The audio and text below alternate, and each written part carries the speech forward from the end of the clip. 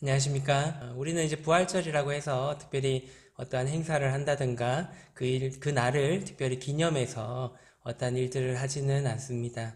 왜냐하면 우리는 매주 이제 성찬 예배를 통해서 떡과 잔을 바라보며 그리스도의 주님의 죽으심과 또 다시 사심에 대해서 매주 생각하고 기념하고 또 감사하며 찬양하고 있기 때문에 이 부활절이라는 날 자체를 특별하게 기념하지는 않습니다. 하지만 이런 기념일이 있다는 것은 굉장히 좋은 일인 것 같습니다. 그 날에 또 그 의미에 대해서 조금 더 깊게 생각하고 또 그 의미를 되새겨 볼 수 있는 의미에서는 이러한 날을 기념해서 또 기억하는 것은 또 좋은 일이라고 생각을 합니다. 그래서 오늘은 이제 그리스도의 부활이라는 제목으로 또 그 부활의 의미에 대해서 한번 생각해 보는 그런 시간을 가져보면 좋을 것 같습니다. 먼저 고린도 전서 15장 12절에서 19절까지의 말씀 먼저 읽도록 하겠습니다.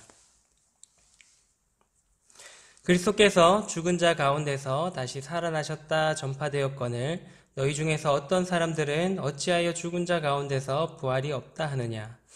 만일 죽은 자의 부활이 없으면 그리스도도 다시 살아나지 못하셨으리라.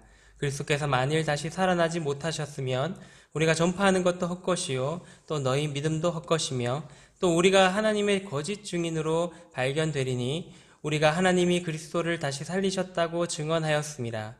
만일 죽은 자가 다시 살아나는 일이 없으면 하나님이 그리스도를 다시 살리지 아니하셨으리라.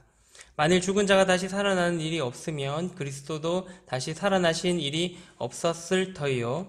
그리스도께서 다시 살아나신 일이 없으면 너희의 믿음도 헛되고 너희가 여전히 죄 가운데 있을 것이요. 또한 그리스도 안에서 잠자는 자도 망하였으리니 만일 그리스도 안에서 우리가 바라는 것이 다만 이 세상의 삶뿐이면 모든 사람 가운데 우리가 더욱 불쌍한 자이리라.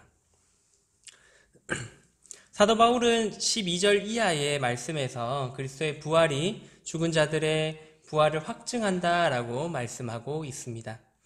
당시 고린도 교회 안에는 부활이 없다라고 하는 사람들이 있었던 것 같습니다.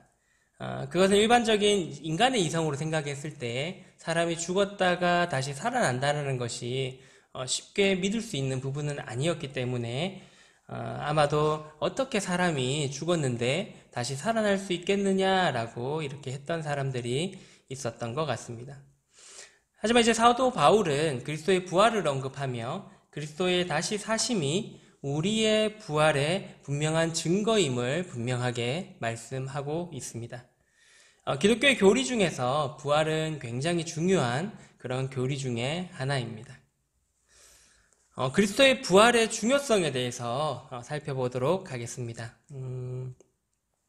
첫 번째, 그리스도의 부활의 중요성은 그리스도의 부활은 기독교의 근본 교리인 것입니다.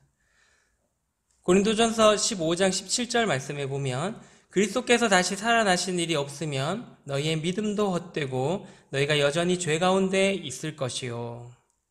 만약 그리스도의 부활이 없다면 누군가 지어낸 이야기였다면 우리의 부활도 없는 것입니다. 그렇다는 말은 우리의 소망도 없고 우리가 믿는 모든 것이 다 헛되게 되는 것입니다.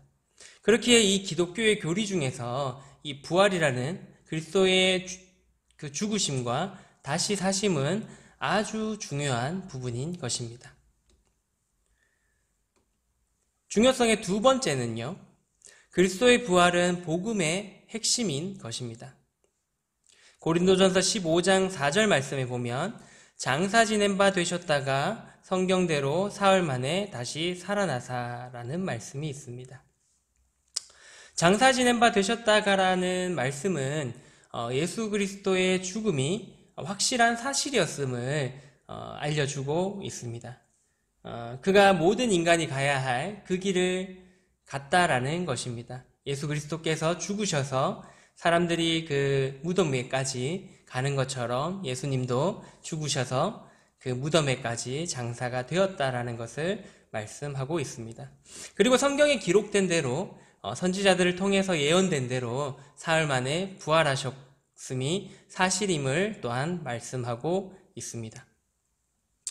그리스도의 부활은 예수 그리스도가 죄가 없으심을 확증하고 또 그의 모든 말씀들의 진실성을 증거할 뿐만 아니라 그가 자신의 증거대로 하나님의 아들임을 확증하는 일인 것입니다. 또한 가장 중요한 그의 속죄 사역, 곧 복음의 핵심적 사실들을 확증하신 사건입니다. 죽음과 죄에서 승리하셨음을 나타내 복음을 완성하셨음을 나타낸 것입니다. 그리스도의 부활의 중요성 세 번째는 그리스도의 부활은 참된 이적의 증거인 것입니다. 누가복음 11장 29절에서 30절 말씀에 보면요. 무리가 모였을 때에 예수께서 말씀하시되 이 세대는 악한 세대라. 표적을 구하되 요나의 표적밖에는 보일 표적이 없나니 요나가 니느웨 사람들에게 표적이 됨과 같이 인자도 이 세대에 그러하니라. 요나가 니느웨 사람들에게 표적이 된 것처럼 예수 그리스도의 부활 또한 당시 세대 그리고 우리가 살아가고 있는 이 세대에까지 표적이 되는 것입니다.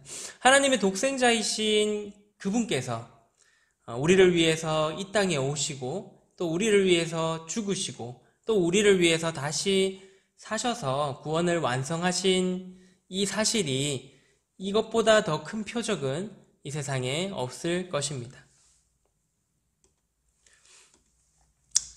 그 다음 그리스도의 부활의 성질에 대해서 한번 살펴보도록 하겠습니다. 첫 번째는 그리스도의 부활은 사실적이다. 마가복음 16장 6절에 보면 청년이 이르되 놀라지 말라 너희가 십자가에 못 박히신 나사렛 예수를 찾는구나. 그가 살아나셨고 여기 계시지 아니하니라. 보라 그를 두었던 곳이니라. 예수 그리스도의 부활은 신화나 소설의 그런 지어낸 이야기가 아니라 실질적으로 일어났던 그런 역사적인 사실인 것입니다. 고린도전서 15장 5절에서 8절의 말씀에 보면요. 게바에게 보이시고 후에 12제자에게와 그 후에 500여 형제에게 일시에 보이셨나니 그 중에 지금까지 대다수는 살아있고 어떤 사람은 잠들었으며 그 후에 야고보에게 보이셨으며 그 후에 모든 사도에게와 맨 나중에 만삭되지 못하여 난 자와 같은 내게도 보이셨느니라. 고린도전서 15장 5절에 보면 예수님께서는 부활하시고 최소 500명 이상에게 나타내 보이셨음을 기록하고 있습니다.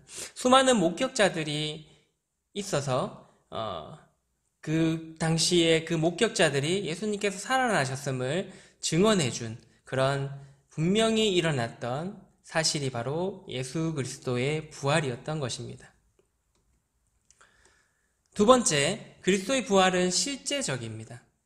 요한복음 20장 27절 말씀에 보면요.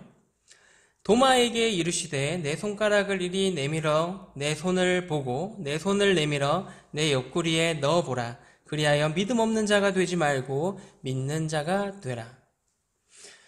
예수님께서 부활하신 그 몸은 십자가에 박히셨던 그 몸입니다.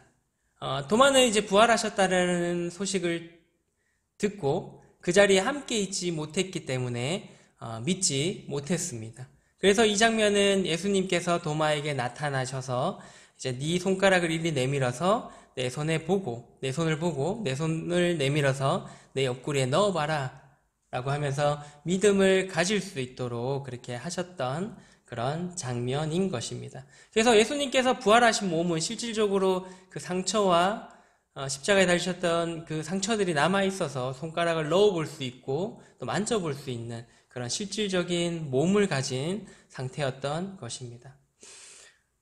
제자들과 이제 수많은 사람들이 목격했던 것은 귀신을 본다던가 그런 영혼만 보는 것이 아닌 실질적인 몸을 가지신 예수님을 만났던 것입니다.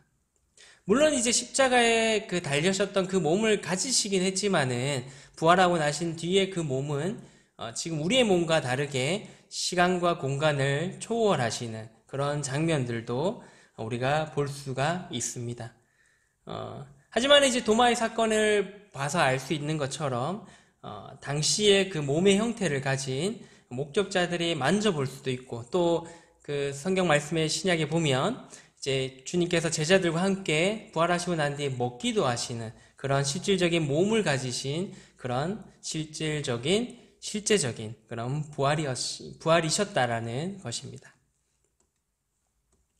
세 번째, 그리스도의 부활은 영생적인 것입니다. 로마서 6장 9절에 보면요.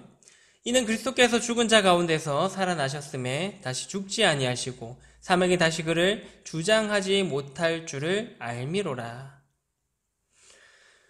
부활하신 몸은 다시 죽을 수 없을 뿐만 아니라 시공의 제한을 초월한 몸으로 지금도 생존해 계십니다. 예수 그리스도께서는 지금도 하나님의 보좌 우편에 앉아 계셔서 우리를 위해서 중보하고 계신 것입니다. 부활은 영원한 것입니다. 그리스도의 부활의 결과에 대해서 한번 생각해 보도록 하겠습니다. 첫 번째, 그리스도의 부활은 그의 신성을 증거해 주고 있습니다. 로마서 1장 4절 말씀에 보면요. 성결의 영어로는 죽은 자들 가운데서 부활하사 능력으로 하나님의 아들로 선포하셨으니 곧 우리 주 예수 그리스도시니라. 예수 그리스도의 부활로 예수님께서 하나님의 아들이심을 분명하게 우리에게 나타내셨습니다. 예수님께서 완전한 인간이시고 또한 완전한 하나님이심을 부활로서 나타내신 것입니다. 두 번째는 그리스도의 부활은 그의 사역을 효력 있게 합니다. 로마서 4장 25절의 말씀에 보면요.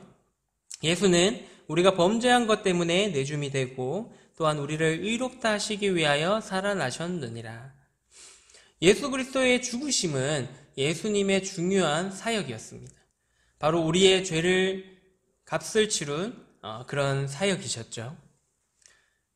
그리고 그 부활의 사실을 믿음으로써 아브라함이 아직 없는 그 이삭을 주신다라는 것을 믿었던 것처럼 아브라함처럼 의롭다라고 여김을 받는 것입니다.